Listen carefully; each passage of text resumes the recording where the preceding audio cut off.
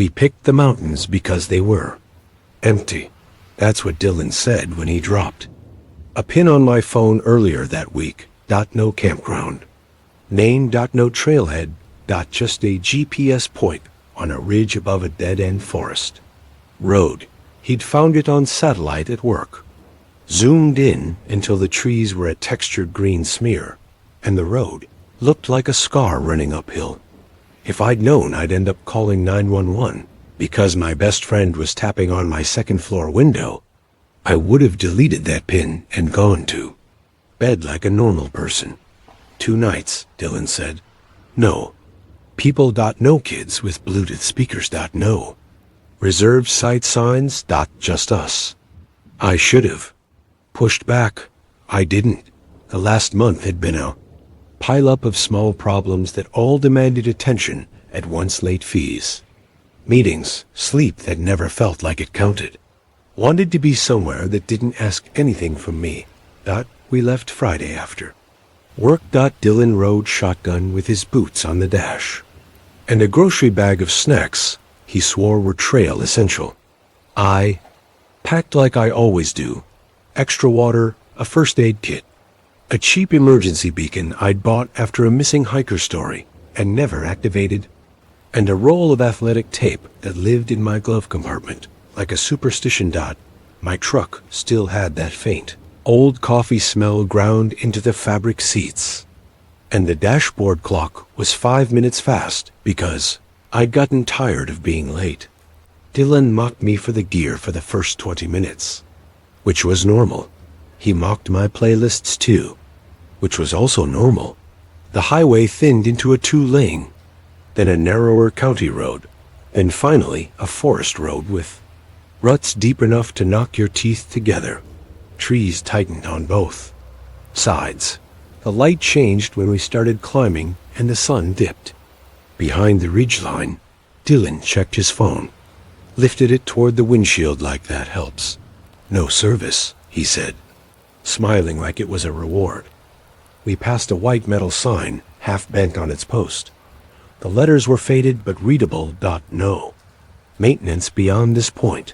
Cute, Dylan said. They say that so people don't sue when they pop a tire. Or so people don't go past it, I said. He pointed out the window, like I was being dramatic. We're already past it. The road climbed for another 40 minutes. No houses. No driveways. No other cars. Just trees, switchbacks, and washouts I had to crawl through in first gear. At one point I realized the little roadside reflectors had stopped. No red eyes catching the headlights. Just dirt and dark. When we reached the pull-off Dylan had pinned, it wasn't a campsite. It was just a widened patch of dirt where someone had turned around at some point.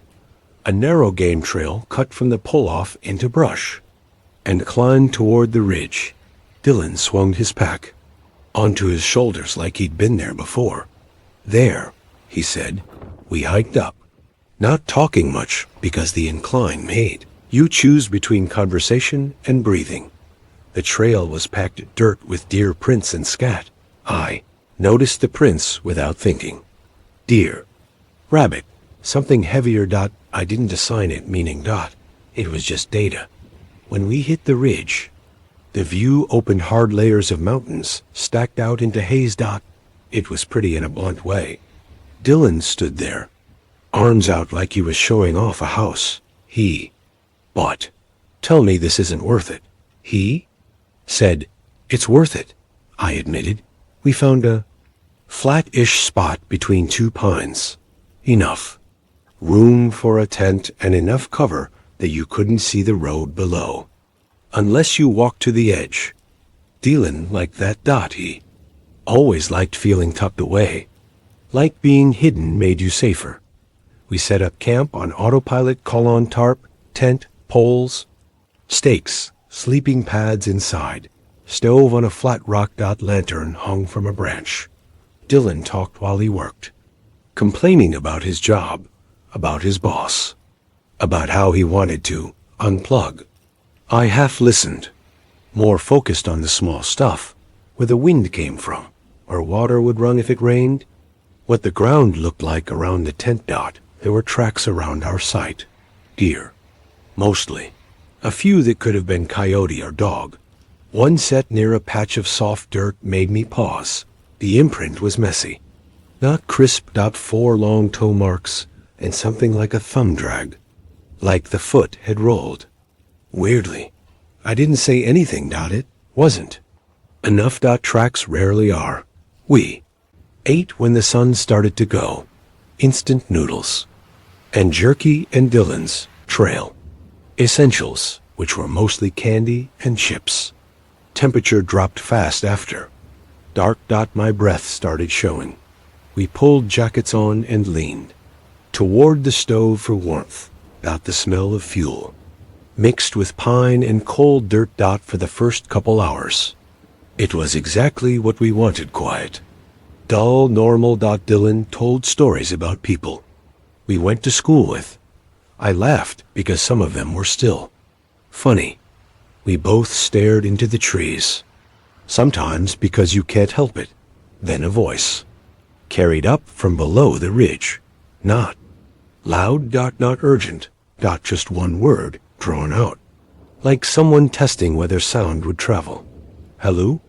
Dylan froze with his fork halfway to his mouth. We looked at each other. Did you hear that? He whispered, like whispering mattered. Yeah, who would be up here? I stood and stepped away from the stove, listening. No second call. No footsteps. Just whined high up and the smaller noises of brush shifting. Probably someone on the road, Dylan said. But his eyes stayed fixed on the dark slope below us. They'd have to be past the sign, I said. Everybody's past the sign. He muttered. I didn't like how the voice had sounded. Not frightened. Not annoyed. Flat. Like the word itself was the point. Not the answer. We kept eating anyway. You don't want to feed your own nerves if you can help it. 15 minutes later, another voice rose from the same general direction. A woman this time. Softer, like she didn't want to shout. Can you help me? Dylan's eyes widened. The fork clinked off the metal cup in his hand. I cupped my hands and yelled back. Where are you? My voice hit the trees and died. No answer. Dylan stood and stepped closer to me. We're not going down there. We can keep calling.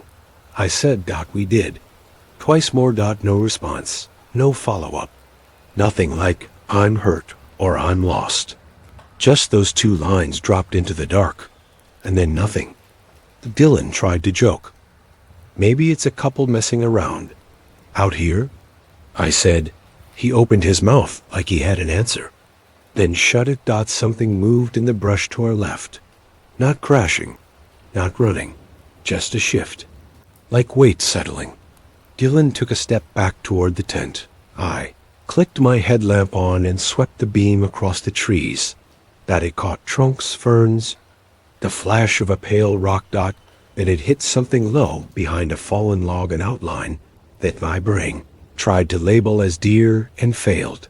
The head lifted. 2 eyes reflected back in the beam. Bright points. Too high for how low the body was. It moved again. And the way it moved made my stomach tense. Not smooth, not cautious, like it was choosing a posture on purpose, and not quite fitting into it. The outline changed as it shifted, longer limbs showing, joints bending at angles that didn't match what I expected. Then it ducked behind the log, so cleanly it was like it had practiced hiding. Dylan whispered, Did you see it? Yeah. What was it? I don't know. We stood there another minute, scanning. Nothing showed itself again. No more voices. The night went back to being quiet and cold and full of trees. We cleaned up and packed food away. I hung the dry bag on cord over a branch, far enough from the tent that it wouldn't be right on top of us. Dylan kept his headlamp moving constantly, like he was afraid to leave any patch of darkness unlit. When we crawled into the tent, the nylon walls felt thinner than they should. Every zipper sound felt too loud. We lay there with our sleeping, bags pulled up to our shoulders. Listening, Dylan said, "You think it was a sick deer? Mange?" "Deer don't crouch behind logs," I said. He exhaled hard. "Cool. A while. Past minutes time has no shape in a tent when you're waiting. Then slow footsteps began outside. Not heavy, not stomping, just deliberate steps around the perimeter of our sight, leaves shifting, a twig bending, then a pause, another step. Another pause. Dylan sat up so fast the tent creaked. "It's right there," he whispered. I killed my HEADLAMP. Light inside the tent would make us a bright rectangle from outside. We listened. The steps moved from one side of the tent to the back. Then they stopped. A pause long enough that my chest started to ache from holding air. Then, right outside the tent, a voice spoke. It sounded like Dylan. "Hey," it said, in Dylan's lazy tone. "You awake?" Dylan snapped his head toward me, so fast I heard his neck pop slightly. "That wasn't me," he mouthed. My stomach dropped. The kind of drop you feel before a car accident you can't avoid. The voice came again, closer. "Come on, man," it said. "Let me in." Dylan put a hand over his mouth. Like he was scared his body would answer automatically. Outside, something scraped against the nylon, soft at first, then a little harder. Not a tear, a drag, like fingernails testing. The voice shifted abruptly, like someone turning a dial. Now it sounded like a woman, but the cadence was wrong. Clipped and repeated. "Let me in, let me in, let me in." Same sentence, same rhythm. And silence. No footsteps walking away. No movement. Just nothing. Right outside the wall. My lungs burned. Dylan's breathing was stuck, shallow and high. After maybe 30 seconds, the footsteps resumed, slow steps, moving away down the slope until they faded into normal night noise. Neither of us slept after that, in any real sense. We drifted in and out, listening, checking the zipper with our fingertips like it might move on its own. At dawn we stepped outside. 5 shallow scratches ran down the nylon near the zipper. Not deep enough to rip. Deep enough to rough the fabric. Tracks circled the tent. In the soft dirt near the entrance.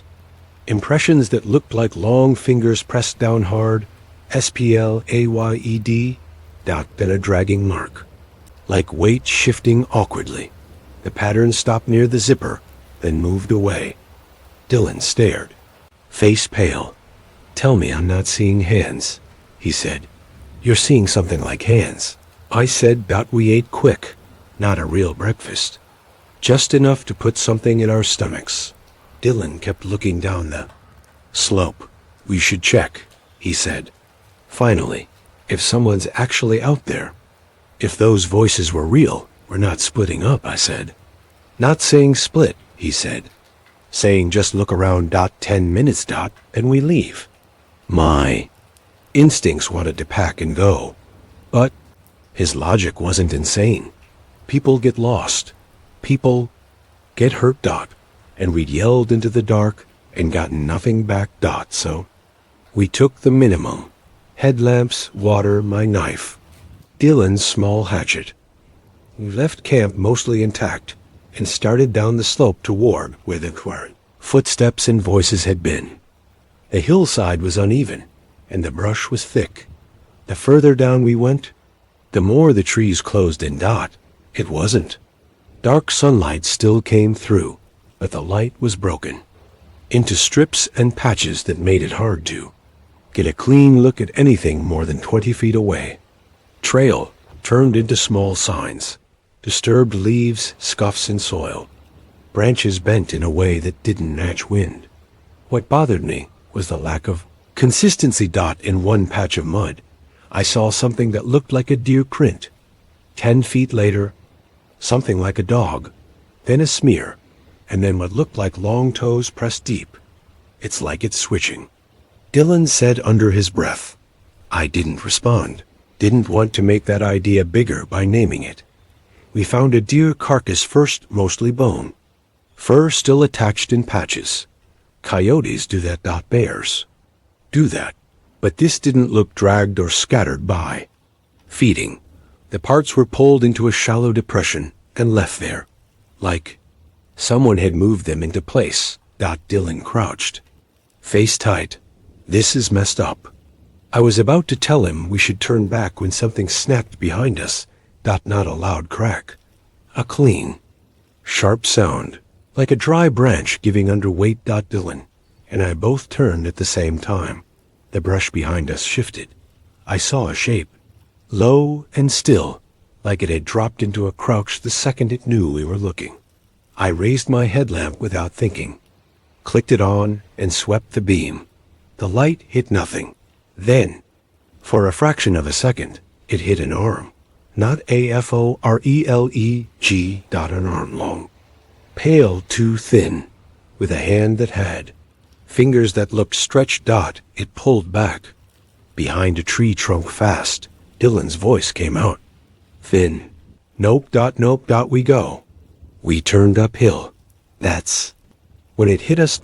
Not from in front. From the side. Like it had moved parallel with us and waited for the moment we committed to turning.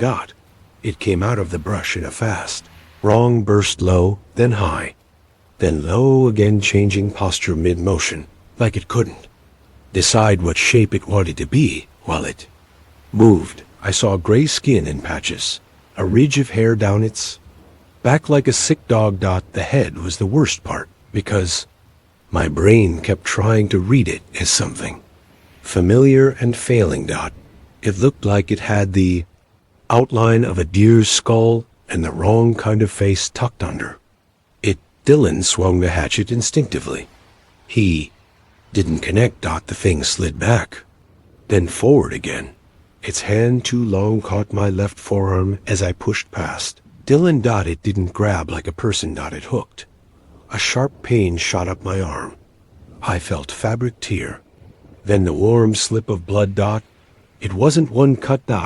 It was multiple lines at once, like a rake dragged across skin. I yelled, a hard sound that didn't even feel like my voice. Dylan swung again. Wider. The blade hit something, bone or shoulder, or whatever counted as shoulder, and the impact made a dull, heavy sound. The thing jerked back like it didn't expect resistance. It didn't scream. It made a wet exhale, like breath pushed through a throat that didn't have the right shape for it. Then it moved fast sideways, into brush, vanishing in 2 seconds, like it had never been there. Dylan grabbed my arm. You okay? I looked down. Blood ran from 4 long scratches, soaking my sleeve. The skin around it burned hot. I'm fine, I said automatically. Because that's what you say? You're not fine, Dylan snapped. We're done. We climbed fast. My arm throbbed. Every time my sleeve brushed the open lines, it stung hard. The whole time, I kept expecting the brush to explode again. It didn't. When we broke back into camp, my stomach tightened. The food bag was gone. The cord still hung from the branch. Cut clean. Not snapped. Not chewed. Cut. Dylan stared up at the dangling cord. It cut it, he said. I moved to the tent. Checked zippers. Closed. No. One inside. Then I saw what had been placed near the entrance. A strip of denim folded neatly on a flat rock like an offering. Old blood stained it. Dark. Dylan's face went gray. That's mine. It can't be, I said. He yanked up his pant leg. His jeans were intact. No missing piece. No tear. He stared at his leg like he expected it to change anyway. I didn't bring an extra pair, he said. Picked up the denim with 2 fingers. It was stiff. Blood was dry. My arm pulsed again. like it wanted to remind me this wasn't a camp story. We packed like our hands belonged to someone else. No need folding. Tent down fast. Shoved into its bag wrong. Gear thrown into the truck bed. Straps tightened with shaking fingers. Kept scanning the tree line. His headlamp flicked on even though it was day. I slammed the tailgate. The sound echoed. A soft click came from the brush. Beyond our sight. A branch snapped under careful. Wait. I turned. Partially behind a tree trunk. A face showed itself. Not fully, just enough. Skin stretched too tight across bone in places. Patches of hair in areas that didn't match any animal I knew. Eyes that weren't animal eyes and didn't settle as human either. It stared at us without blinking. Then the mouth moved. In Dylan's voice, it said very softly, very clearly, "Don't go." Dylan grabbed my injured arm without thinking, and I hissed. "Drive," he said. I didn't hesitate. I got in. Started the engine. Tires kicked dirt as I reversed too fast. The truck fishtailing slightly before I corrected and pointed. Downhill. We didn't stop until we reached the first place that had people, a gas station with a diner attached, and a couple cars out front, fluorescent lights. A bell on the door. The smell of coffee and fryer oil. Normal. We walked in looking like we'd been in a fight, which wasn't far off. My sleeve was soaked. I'd wrapped it with gauze and tape in the truck, but it still bled through. The guy behind the counter looked up. Gray beard, tired eyes. He saw my arm and my face and didn't ask if we wanted cigarettes or bait. He just said, "You boys come off that forest road?" Dylan nodded too fast. Double quotes. "Yeah, we need," I said. "We need to call the sheriff, and I need something to clean this." The man didn't argue. He didn't laugh. He reached under the counter and pulled out a corded landline handset, dialed without looking. While it rang, he stared at Dylan and said, "You went past the maintenance sign, "Yes," Dylan said. The man nodded once. Like that was the only confirmation he needed. A woman in a diner apron came through the back, carrying a crate of cups. She took one look at my arm, then at Dylan's face, and stopped. "Another one?" she asked quietly. The man spoke into the phone in a low voice, turned partly away. I caught pieces. 2 Campers Ridge pull-off injury voices. He hung up and looked back. "Sheriff'll come," he said. "You tell it straight. No jokes. No guesses." The woman set the crate down carefully and looked at my arm. "What did it do?" she asked. I pulled the sleeve back enough to show the scratches. 4 long lines, swollen, edges already rising. Her face tightened. "Throw that jacket out," she said. "Bag it. Don't keep it." "Why?" Dylan demanded. The man answered. "Because it's not about infection. It's about attention." The sheriff came. He was polite and tired and moved like someone who'd been pulled away from paperwork. He asked for names, dates, where exactly we were. He took photos of my arm and asked if we'd seen anyone else. When we told him about the voices and the thing copying Dylan, he didn't grin. He didn't dismiss it. He wrote it down with a tight jaw and gave us a case number. He said, "Don't go back." Then he added, "And if either of you sees the other somewhere, you shouldn't be, don't assume it's a good surprise." I went to urgent care the next day. I told the nurse I got scraped on brush. She cleaned it, gave me antibiotics just in case, and asked if I'd had a tetanus shot in the last 10 years. I said yes. She wrote that down. She wrapped my arm and told me to watch for redness traveling up the limb. The scratches healed slower than I expected. The swelling took days to go. Down. Near my wrist, there was a bruised patch in a shape that suggested a thumb, like something had tried to grip like a person and didn't know where the thumb belonged. Dylan texted me once that week. "You good?"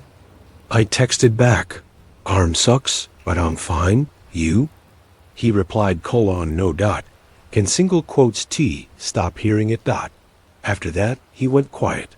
4 nights after we got back, I heard knocking not on my door. On my living room window my apartment is on the 2nd floor, at the lot behind the building. Slopes upward. So if you stand near the retaining wall out back, you're closer to my window than you should be. That's why my brain didn't immediately file it under impossible. It tried to give it the benefit of physics. 3 taps, even spacing. I sat up in bed so fast, my shoulder popped. My heart was pounding hard enough that my throat felt tight. The knock came again. 3 taps. Same rhythm. No footsteps in the hall. No neighbor voices. Just tapping on glass. Then a voice through the window. Muffled close. "Hey," Dylan said, "open up." My body went cold. It sounded like Dylan. Not similar. Dylan. I moved into the hallway without turning lights on. I checked my front door peephole. Hallway. Empty. The tapping came again. "Come on," Dylan's voice said. "I forgot my keys." Dylan lives across town.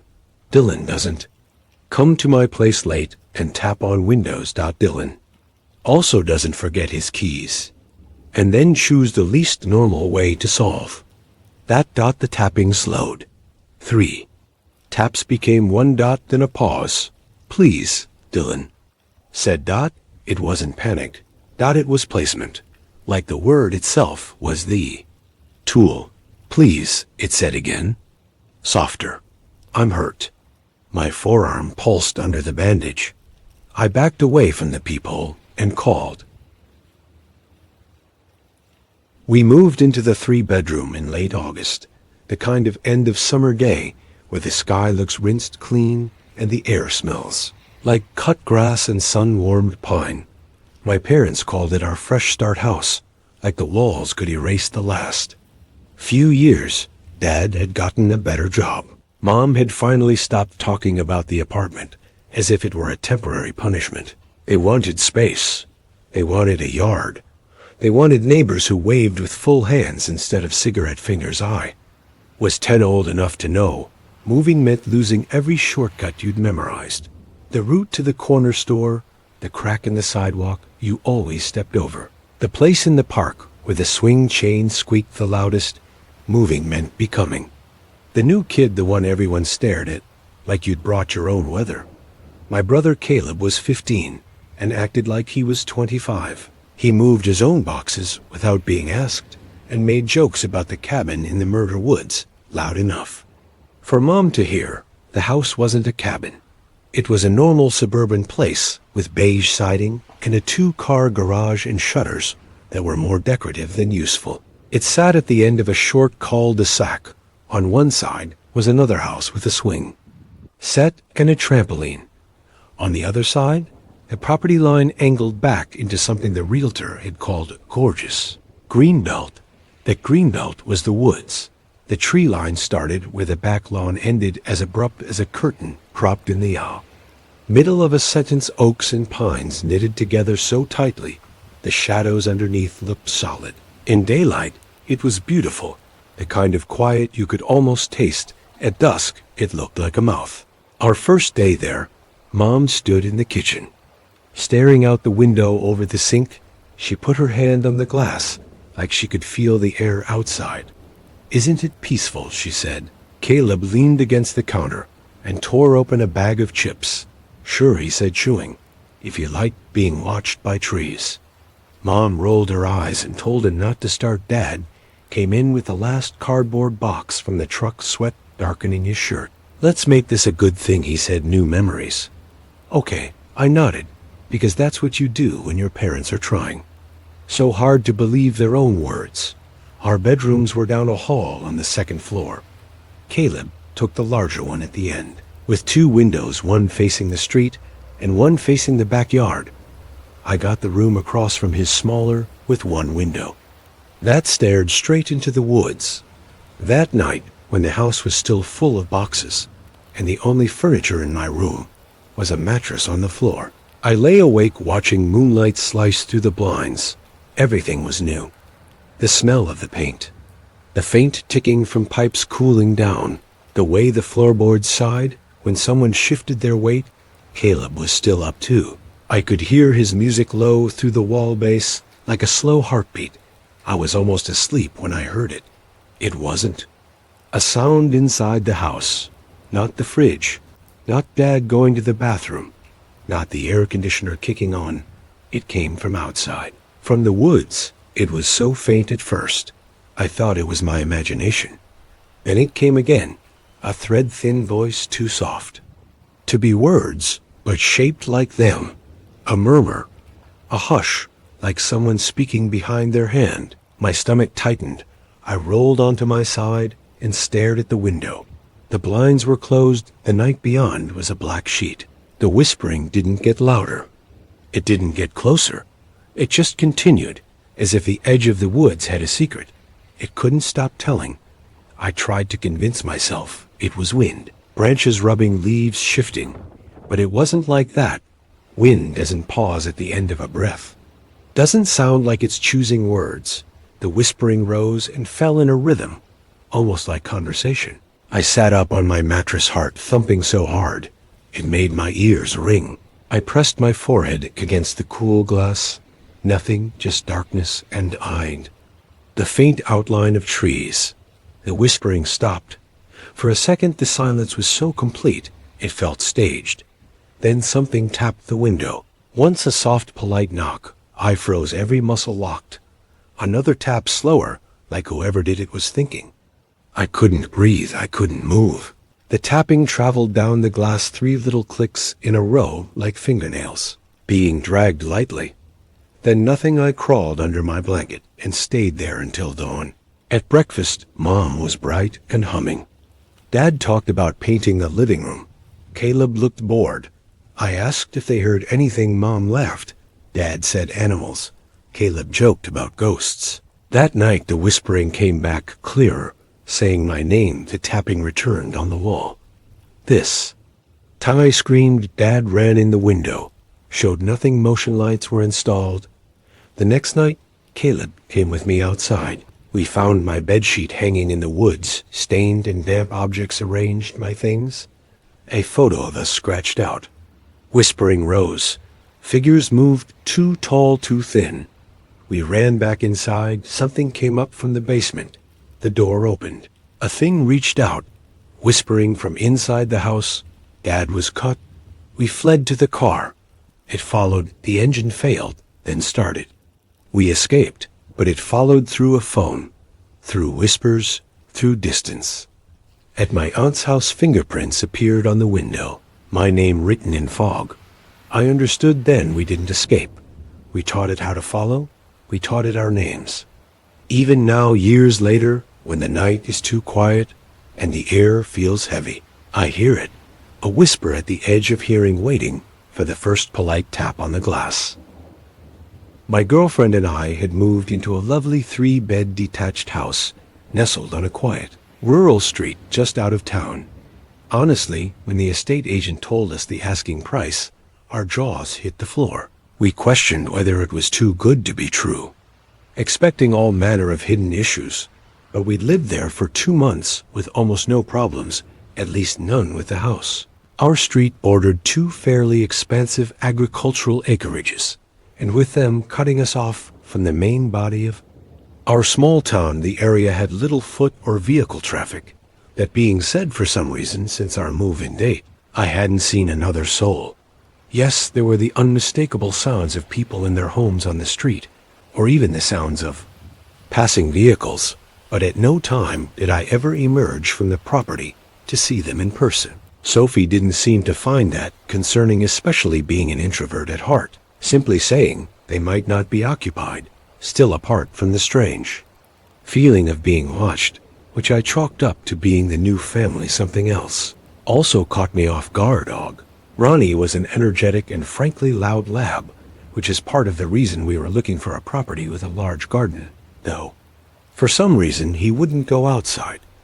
Opening the side door, and even clipping him up for a walk, Ronnie would fight to stay inside. The monumental flip from a high-octane outdoorsy animal to a quiet, reserved inside dog was just bizarre. I'd occasionally persuade him out for a short toilet run in the light of day, but as soon as visibility dropped, he was locked to. Sophie sighed, almost cowering in fear of something unseen. It came to a head when I tried to get him out before bed, and it took all my strength to wrestle the squirming, flailing animal out to the door. In the process, he nipped me, which is something he'd never shown any tendencies of before moving. Sophie said he might have developed a fear of the dark due to the new environment, but I wasn't buying that still content to agree. I fitted a motion-activated light to our back door, though that didn't entice him to go out. Working from home as I'm a self-employed carpenter, I'd often find long-discarded items as I sought to clean up my new workspace, rummaging around my workspace just trying to catch up with a series of slowly piling commissions. I found a small picture frame.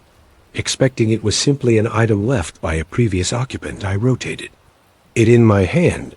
Though the image had sustained noticeable water damage, I imagined it showed a family. Obscured at the back, where the two parents with their daughter stood front and center as her long black hair oscillated in the breeze of what looked to be a beautiful day, with a great view of the road from my workshop. I'd occasionally catch the faintest inkling of eyes on me and find myself reacting to any slight sound of movement on our street, rushing out to the gate like a crazed person. The street would be as desolate as ever.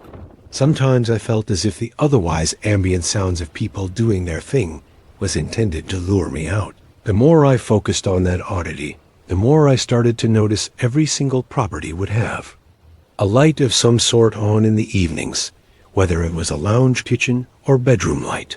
It was evident people were actively switching them on and off weirder. Still, their cars would move, though. I'd never catch them departing or returning moving. Vans, people parked on the street, even a motorbike on the drive. I stayed up for 2 consecutive nights, just watching, waiting for someone to emerge. But nothing slightly strange. I know, but I started cataloging everything each house number had a tally, anything from which room had lights on, when the cars were missing, and at what time they returned. My work stalled as the strangeness of our street took a twisted precedent. The worst thing, though, were unmistakable sounds of people talking. Each noise mimicked human speech patterns, exactly though the words spoken were jumbled, matted. In each case, they were just loud enough to be heard, but not fully understood, with an instance where I swear I could hear our estate agent mixed in amongst. In the day, the street was silent with no motion, so long as I observed. However, an echoing cacophony of family chatter filled those vacant rooms as the night drew closer. Though I'm ashamed to admit it, I peeked, watching through those otherwise animate windows. There was nothing lifelike. The rooms lay bare, filled with just enough furniture to seem lived in from the outside, but sanitized, stale. Some part of me wanted to try the handle just to see if there were really people in, but I stopped. Myself, some primal part of my brain screamed for me to back away, and I'm thankful I did. I couldn't help but bring it up to Sophie again, and she gave me that same tired response. To her, this was nothing more than another ramble about an issue I'd crafted, but I was unsettled. I tried to drop it into conversation with my supplier cashiers, and even the homeless guy outside of the superstore, but nobody seemed to have a clue, skirting around the question and giving no clear answer. Arriving home from a later than expected delivery to a client out of town, I clambered from my car, oblivious to the dead street around me. The far-off bark of a dog or mumbled chatter from next door didn't do anything to tempt me as it had the days prior.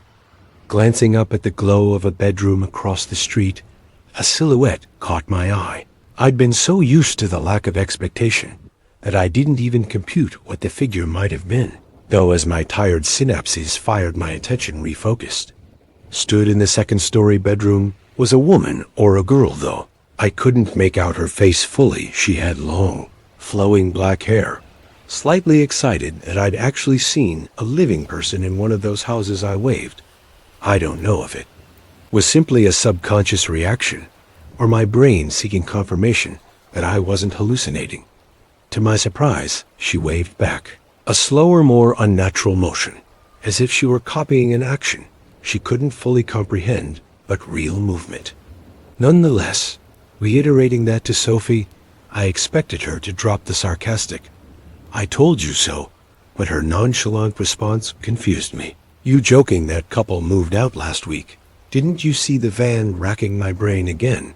I was left with more questions, though. An accident drew my focus. Some fairly loud yelling had worked Ronnie up, causing him to relieve himself on the kitchen floor. Panicking as the stream continued, I rushed him to the door, hoping he'd willingly finish up outside, as the shouts still echoed back. Dropping like a rock, he fixed himself to the tiled floor, holding firm as I tried fruitlessly to yank him closer. Fortunately, he'd stopped by that time, but just to be sure, he still needed to go out. Knowing he wasn't going to budge without a fight, I opted to step out into the fluorescent glow of the porch light, hoping that would satiate his fears. Stepping through the open doorway, the short click of the bulb returning to life silenced those scrambled barks into faint murmurs trailing off as I emerged into the light. Taking a handful of steps to the perimeter illuminated porch, I turned to the now petrified dog. His wide yellow eyes shot past me into the shadowed black of our garden. Not as sensitive as his, my eyes didn't outline that gang of misshapen silhouettes at first. Staring deeper into the inky black, I quickly grasped what they were. Anywhere from 5 to 10 humanoid shapes glared back through. Blank visages, each one jerked in a spastic twitch as their forms fluctuated, just enough to mimic the natural rhythms of a human body, though far too rigid to be flesh. Feeling each ice-cold sweat bead dribble from my brow, we were locked in place. For who knows how long. Each second I stood, petrified, the silence stirred. The group muttered, each sound getting louder and louder, though far too scattered to be decipherable. Mustering the courage to take one step backwards, still locked in on their forms, they advanced at an identical pace. Sadly, that prolonged period of petrification had triggered the resulting click. Instantaneously, my body flung itself back for the door, reaching for the handle as the porch light returned to life once again. Slamming that brittle barrier closed behind me, I collapsed against it as they called louder than before, enough to draw Sophie's attention. She questioned what I was doing, but I couldn't mumble out the right string of words to get her to understand. My jumbled sputters were not dissimilar to those still human-adjacent calls outside, pushing me back away from the barrier I'd held in place. She stepped to the frame. It was almost as if I knew what she was about to do, but as time stood still, I was powerless. In the same way your body alerts you the millisecond before your alarm blares, I knew what she was reaching for. Paralyzed, I could do nothing but watch that frail wooden door implode the moment she twisted the handle, being swallowed up by the advancing mass.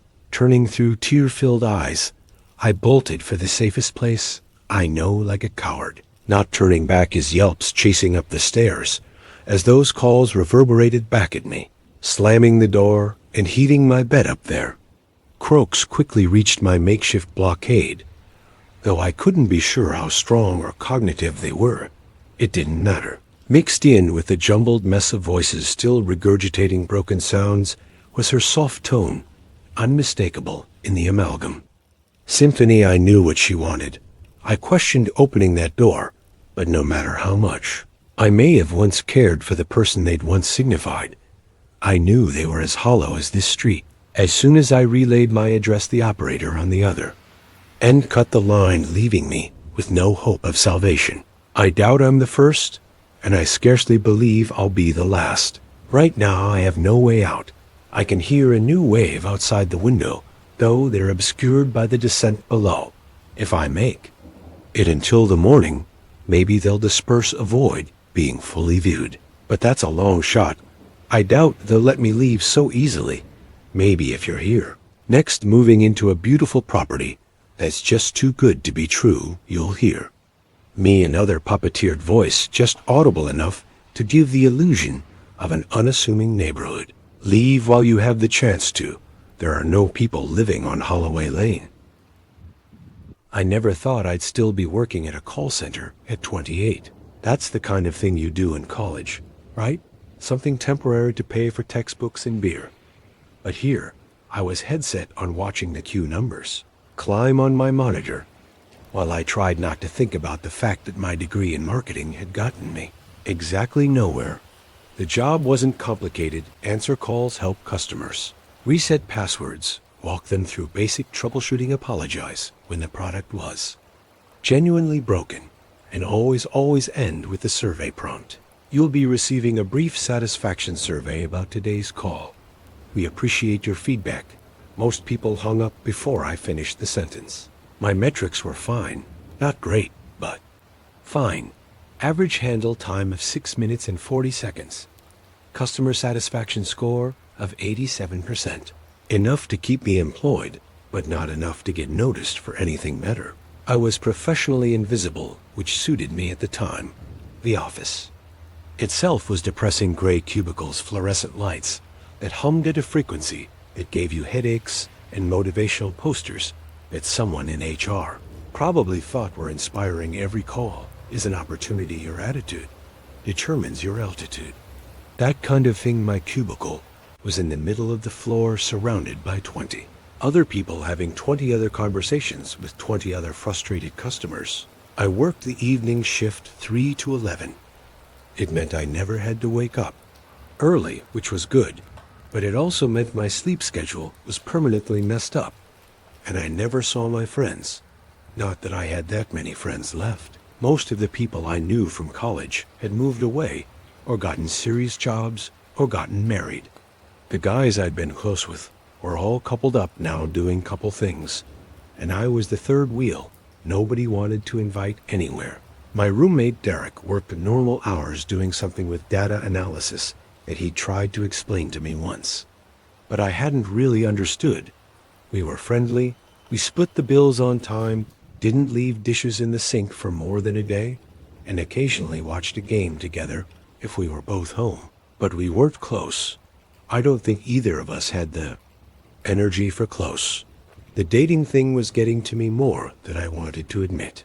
It had been almost 2 years since my last relationship ended, and every attempt since then had gone nowhere.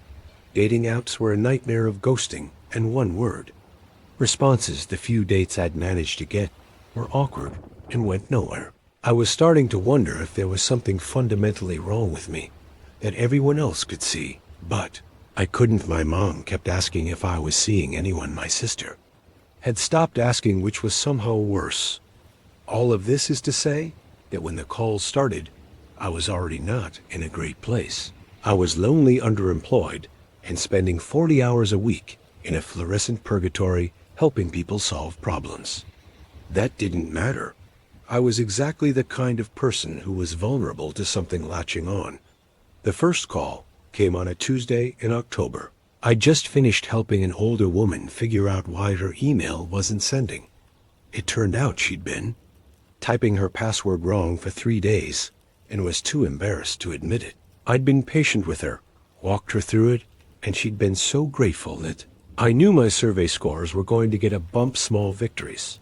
The next call clicked through immediately. No pause, no time to take a breath. The system just dropped the next person into my headset. Thank you for calling. This is Aaron speaking. Can I get your account number or the phone number associated with your account? There was silence on the other end. Not dead air, but the kind of silence where you can tell someone is there. I could hear breathing. Hello, this is Aaron with customer service. Can you hear me okay? Yes. A male voice, flat effect, no regional accent I could place. I can hear you great. What can I help you with today? I'm calling about the satisfaction survey. I glanced at my screen. No account pulled up, yet no call history. Okay, were you calling about a previous interaction? If you want to leave feedback about A recent call. I can transfer you to our survey department. No, the voice said. I'm calling about the survey for the interaction we're having right now. I felt the first little prickle of irritation. Another weirdo. We got them sometimes. People who were high or lonely or just wanted to mess with customer service reps because they knew we had to be polite.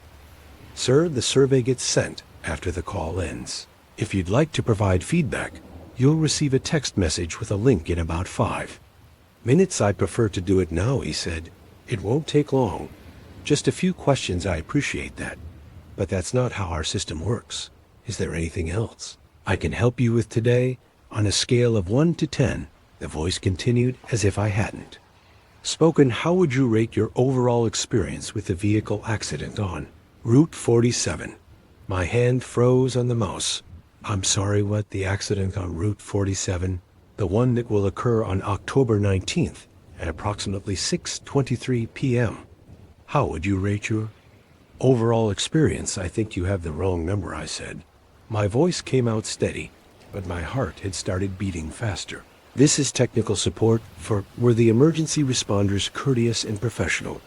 Sir, I'm going to have to end this call. If did you feel that the airbag deployment met your expectations? I hung up, just pressed the disconnect button, and sat there for a second staring at my monitor. The call timer read 1 minute and 14 seconds. My hands were shaking slightly. What was that around me? The call center continued its normal hum. Ebb in the next cubicle was laughing at something a customer said. Someone's phone was ringing 2 rows over. Everything was normal. Everything was fine. I took the next call. A guy who couldn't figure out how to update his payment method. Simple, straightforward, done in 4 minutes. I didn't think about the weird call. Except I did think about it. For the rest of my shift, it kept popping back into my head. The flat voice, the specific details. October 19th at approximately 6:23 p.m. Route 47. When I got home that night, Derek was already asleep. I heated up some leftover pizza and sat on the couch scrolling through my phone trying to wind down. I opened up the calendar app and looked at October 19th. It was next Friday. I had the day off. I didn't drive on Route 47 often, but it was one of the main roads through town. I'd probably been on it 100 times. There was nothing special about it. I thought about the way the caller had phrased everything, like a survey, like he was asking about something that had already happened. I fell asleep on the couch with the TV on and dreamed about fluorescent lights and ringing phones.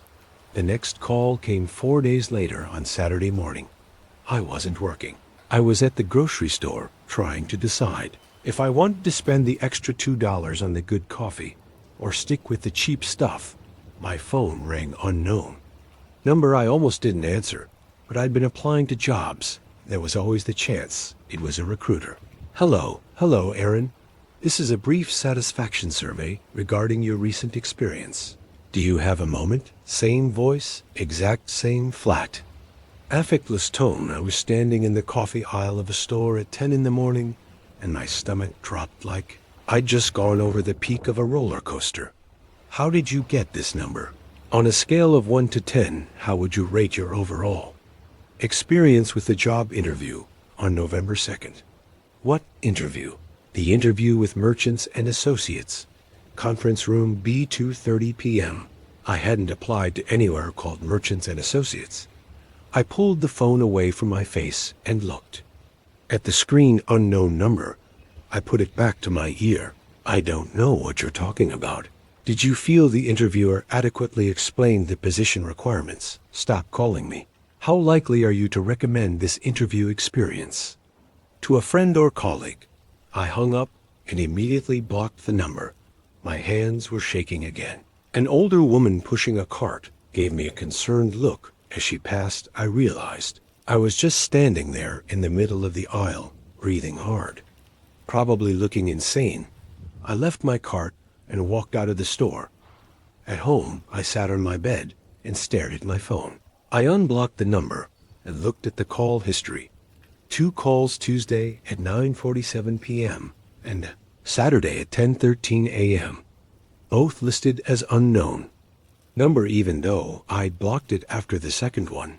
I searched for merchants and associates and got a few results. None of them were local. None of them had any jobs posted that matched my background. This was harassment, right? Or a scam? But what was the angle? The guy hadn't asked for money or personal information. He'd just asked these weird survey questions about things that hadn't happened. I thought about calling the police, but what would I say? Someone called me twice and asked me weird questions. They'd tell me to block the number, which I'd already done. I spent the rest of the weekend trying not to think about it. I went to the gym, watched football, ordered food, normal weekend stuff. Derek asked if I was okay on Sunday night, and I said I was fine. He looked like he didn't believe me, but he didn't push it. October 19th was on Friday. I didn't drive anywhere that day. I stayed home, told myself I was being ridiculous, and caught up on shows I'd been meaning to watch. At 6:15 p.m. I was in the kitchen, making a sandwich when my phone buzzed with a news alert. Multi-vehicle accident closes Route 47-2, injured. The timestamp said 6:24 p.m. I read it 3 times. Then I opened the full article. A 2-car collision at the intersection of Route 47 and Blackwell Road. One driver ran a red light. 2 people taken to the hospital with non-life-threatening injuries. Road expected to be closed for several hours. The sandwich ingredients sat on the counter, forgotten. I read the article again. Then I went to my room and pulled up the call history on my phone. October 15th, 10:13 a.m. How would you rate your overall experience with the vehicle accident on Route 47, the one that will occur on October 19th at approximately 6:23 p.m. 6:23 p.m. I sat down on the bed because my legs felt weak. This was a coincidence. It had to be. Route 47 was a busy road. Accidents happened there all the time. The fact that this guy had called and mentioned an accident, and then an accident happened, that was just a coincidence, except he'd given the specific date and the specific time accurate to within 1 minute. My phone rang, unknown number. I stared at it. 4 rings, 5. I should let it go to voicemail. I should block it again. I should throw my phone out the window. I answered, "Hello, Aaron. Thank you for your time. This will only take a moment. How did you know?" My voice cracked on the last word. On a scale of 1 to 10, how would you rate the overall quality of the Thanksgiving dinner at your sister's house? What the dinner on November 23rd? Did you feel the turkey was cooked to an appropriate temperature? Were your dietary preferences adequately accommodated? I haven't talked to my sister about Thanksgiving yet. How satisfied were you with the seating arrangements? Stop, just stop. How are you doing this? Would you say the family conversation was appropriate and comfortable? Or would you have preferred different topics? Who are you? On a scale of 1 to 10, how traumatic would you rate the revelation shared by your father during dinner? My mouth went dry. What revelation? How likely are you to maintain the same relationship with your family after this event? What is he going to say? Click. The call ended. I tried to call back immediately. It rang twice and went to a generic voicemail. The number you have reached is not available. Please leave a message after the tone. I didn't leave a message. I called again. Same thing. I called 5 more times with the same result. I pulled up my family group chat. The last message was from 3 days ago, my mom asking if anyone wanted to come over this weekend to help rake leaves. My sister had replied with a leaf emoji, and I'll be there. I'd sent a thumbs up. Normal family stuff, no drama, no signs that anything was wrong. I called my sister. She answered on the 3rd ring, sounding distracted. Hey, what's up? Are you and Tom hosting Thanksgiving this year? Probably. We haven't really decided yet. Mom might do it. Why? Just wondering. Has Dad seemed okay to you lately? Yeah. I guess I don't know. I haven't talked to him much. Why did Mom say something? No, never mind. Just wanted to check in. Okay, weirdo? Hey, I've got to go. Tom and I are meeting some friends for dinner. Yeah, okay. Have fun. She hung up, and I sat there holding my phone feeling stupid. I didn't sleep well that night. Work the next week was a blur. I kept my phone on silent and tried not to think about it. Thanksgiving was at my sister's house. Everything happened exactly as he said. My phone is ringing right now. Unknown number. I know what he's going to ask before I even answer. How satisfied are you with the way your life has changed since you answered the first call? I'm going to answer it. I always do, because us humans always need to know.